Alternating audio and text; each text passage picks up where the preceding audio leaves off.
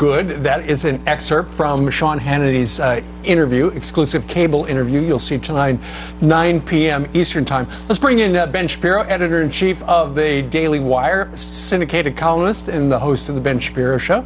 Ben, good morning to you. Good morning. Hey, how are you? Well, we saw some history. First time an American president has ever exchanged words with any leader from North Korea. Now they start the detail light process of denuking North Korea. What's your major concern? Well, a major concern is that if you thought of the flag that was next to the American flag as a Nazi flag rather than a North Korean flag, then I think everybody would see the concern. This is a slave state with 25 million prisoners and a gulag system, hundreds of thousands of people wide. The president's praise for the dictator of North Korea was disquieting, and here's the reality.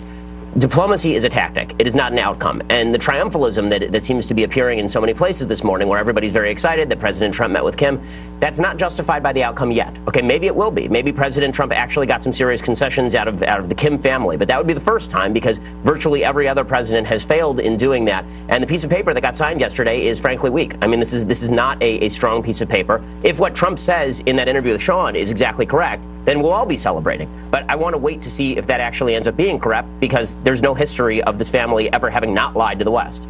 Well, it appears that he wants to make some changes. I mean, he fired three of his dad's hardliners, and seems to be taking advice from other people instead of the people that ran that awful regime before. Clearly, this guy also has killed some of his family members. You're right about the 25 million. What does the president need to do to try to change his mindset so that he takes all of these people out of captivity and treats them fairly and feeds them?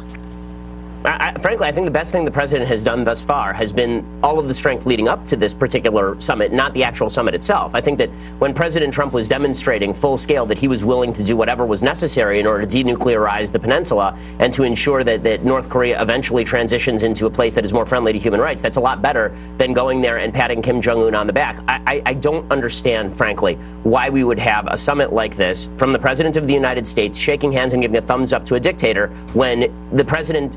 We are the greatest country in the history of the world. This is the freest country in the history of the world. And putting the flag of the freest country in the history of the world next to the flag of an evil dictatorship and then praising that guy, we didn't have to do this. The guy's a tin pot dictator, and treating him as though he's an equal world leader seems to me counterproductive. But listen, I could be wrong. President Trump's proved me wrong before, and I'll be happy to admit that I'm wrong on your air as soon as all of the things that President Trump promises actually come to pass. The tradition is you go ahead and you have all your Secretary of State and people, the Undersecretary of State, work out this deal. And when you actually show up, you got a huge book, and they open it up and they sign it. It's the last day.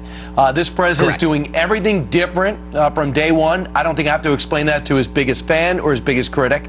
So the one thing he's doing different is we're going to break the ice of 70 years. We're going to start with a meeting and work our way backwards. So I think a lot of this is faith-based, right? A lot of this is faith-based. If President Obama had done this, I would be crushing him today. President Trump has done this, and we're going to have to see how it comes out in the wash, because the fact is that President Trump has not been as weak in negotiation, not nearly as weak in negotiation as President Obama was. So the outcome is going to determine whether this was a historic turning point or whether this was a debacle. Well, he was